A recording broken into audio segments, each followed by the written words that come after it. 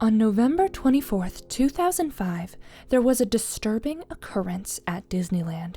It was an average day at the wonder-filled amusement park. Families were scattered throughout, the excited squeals of children rang out over the crowds, and Disney mascots wandered around and posed for pictures. Suddenly, the magic of Disneyland was shattered as a frantic call rang out over the crowd. "James? Where are you? James?" A mother was running around Main Street, calling out her son's name. Other mothers pulled their children closer to them as the woman ran around, her voice quickly growing from panic to horrible desperation. Tears began to roll down her face. Park security showed up and looked around. An announcement was made over the intercom to look for James with a description of what he was wearing. The boy wasn't found and nobody volunteered any information. It was only a few hours later that something else happened. "Ronnie? Ronnie, where's Ronnie?" The same horrible scenario all over again. A mother ran around, shouting for her son and asking people if they had seen him. She ran around with the boy's father chasing after her, begging her to calm down and trying to reassure her by telling her that they would find him. Another announcement was made about Ronnie. Nobody came forward with any information. After 2 children had gone missing on the same day, something had to be done. Security in the park was tightened, placing security guards near almost every attraction in the park. Footage from the surveillance cameras was reviewed, but nothing more than people buying sunglasses or Mickey Mouse walking with a few kids was seen. There was one security guard who reported that one kid had told him that he had seen Ronnie. The guard said he was standing outside of one of the rides when a little boy walked up to him. The boy looked no more than 6 or 7 years old. "I know what happened to that boy," he told the guard. "You do?" The security guard didn't know what to think. The boy probably hadn't seen anything important, but it would probably be worth a listen. The boy nodded. "I saw Ronnie. He was with Mickey Mouse, but Mickey was being mean to him. Mickey took Ronnie." "Mickey?" the guard said. He was confused. How could a child think that Mickey Mouse was taking the kids? The guard assumed that perhaps it could have been a creep or a kidnapper or something, and he knew that the kids had to be found, but where did Mickey Mouse come into this? "Yes, Mickey Mouse ate Ronnie. He ate that other boy too." The guard was speechless. He was still trying to think of what to say when the boy's parents hurried over and pulled their child away, scolding him to be careful around the park and thanking the security guard for finding their son. And as fast as the boy had appeared, he was gone. The security guard knew he shouldn't have been too bothered about what the kid had said about Mickey, yet he couldn't seem to push the thought out of his mind. The guard waited until his shift was over, but instead of leaving, he went to the security room where a bunch of monitors displayed video from the surveillance cameras. He asked the people working there to review the footage and look for Mickey Mouse around the time James had gone missing. The tapes were rewound, and scenes from earlier that day were replayed on the monitors. The guard's eyes darted from one screen to the next until he finally noticed something. He told the men to pause the video. Everybody in the room focused on the monitor, even though there wasn't much to see. Mickey Mouse and a small child were walking toward a maintenance room door that seemed to be Tomorrowland, near the Space Mountain. The child seemed confused, maybe a little scared. The guard decided to check it out before he went home. He couldn't forget that one boy's solemn expression or what he had said about Mickey Mouse. Just in case something happened, he took his radio and keys. The guard walked over to Tomorrowland and found himself by the Space Mountain. There was a rusty maintenance room door off to the side of the attraction, nearly hidden behind a few trash cans. He pushed the trash cans to the side and tried to open the door, only to find it was locked. The guard pulled out his keys and tried to find one to open it. Finally, he managed to get the door open with a maintenance key. Inside, it turned out the maintenance room led to an old maintenance tunnel. The lights were off. The guard tried the light switch near the door, but the room remained in darkness. The vague echo of a rat scampering across the room was heard, but the guard could not see it. He hadn't thought to bring a flashlight. Suddenly, the guard gasped. His hand flew up to his nose. God, what was that horrible smell? It smelled like poisoned mushrooms or rotting meat infested with maggots. He tried not to breathe, but the smell was already in his nose. The guard tried not to let it sink onto his tongue as he stepped further into the room. The only source of light was the door, which he had left wide open. He hoped the smell didn't get out so the guests could smell it.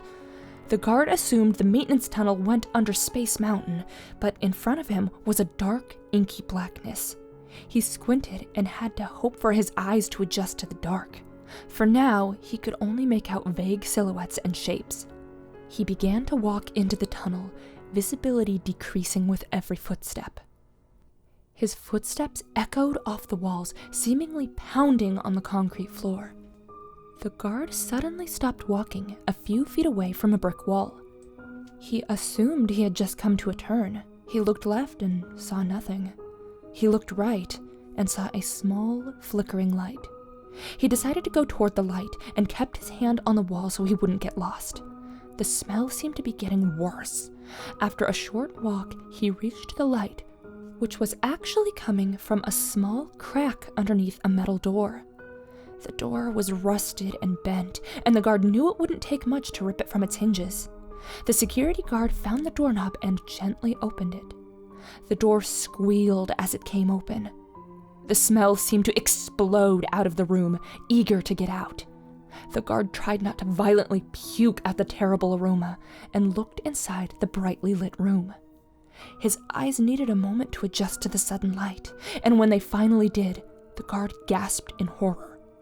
Children littered the room, almost all of the ones that had gone missing in the park over the years. He recognized James and Ronnie lying on the ground with the other ones. No, they weren't just lying on the ground. The guard realized these children were dead. He gasped again and took a step back. Some of the kids had their arms and legs missing. Each one of them had their eyes removed, leaving bloody holes in their faces instead. Thick slices ran through some of the bodies, as though something with claws had gotten to them. Something in the room moved. Suddenly, the guard tore his eyes away from the children on the floor, and he saw the most unreal thing staring at him. A giant Mickey Mouse stood in the room, observing the guard with wide eyes. Something was inside a Mickey Mouse costume, and everything came together in the guard's mind. It would be easy for Mickey Mouse to lure kids away and not draw attention. But now that same Mickey Mouse was staring at him. They had a silent staring contest for a few quiet moments, but then the costume's arm came up and pointed at the guard. A thick screech came from inside the mascot's head, and the mouse moved toward the guard. The security guard turned and ran for his life. The heavy footsteps of the costume behind him alerted him to the fact that Mickey Mouse was chasing him down the long, dark tunnel. The guard ran faster than he ever had before, just knowing that death was directly behind him. Nearly close enough to stab him with a claw, close enough to wrap its arm around him and drag him back into that room. And then the guard was outside. He stopped running and blinked a few times to clear his vision. The sunlight felt warm and reassuring to him, but when he looked back at the maintenance room, he knew that the sunlight had stopped that thing in the costume. Maybe that was why it wore the costume, to protect itself from the sunlight. But it would not chase the guard anymore. He had gotten away. The security guard reached back inside the maintenance room, groping for the doorknob so he could slam the door shut and make sure that thing didn't get out. He expected to feel Mickey's hand seize his and pull him in, but nothing happened. The guard slammed the door shut and sighed deeply. He was safe. The guard ran halfway across the park back to the security room. He told the other security guards that he had found something in the maintenance room, told them to follow him and take their guns, which were only to be used in a dire emergency. When asked to explain, he said he had found the kids before he turned and began hurrying back to the maintenance tunnel. A large group of guards entered the tunnel and found the kids, all scattered on the cold concrete floor. A blood-covered Mickey Mouse costume also lay on the ground in the room, right next to all the kids, as though saying he'd always be right there. The security guard was the only one to look back into the dark tunnel while the others were still looking at the kids. He was the only one to see a small pair of dark eyes in the tunnel blink once before vanishing into the darkness. Whatever it was, he knew now, wasn't human. The guard turned back into the room and saw blood smeared all over the wall. The other guards were silent, all eyes fixated on the blood. It had been used to spell out a simple 3-word message left on the wall. Still among you. The maintenance tunnel was destroyed, the door buried behind a concrete wall, Space Mountain was closed for a few days while it was searched, and the security guard quit. To this day, children still squeal in excitement and hurry over whenever they see Mickey Mouse. Photo albums are being filled with pictures of the iconic creature. But the thing is, nobody ever knows for sure who it is under that costume. Or should I say, what's under it?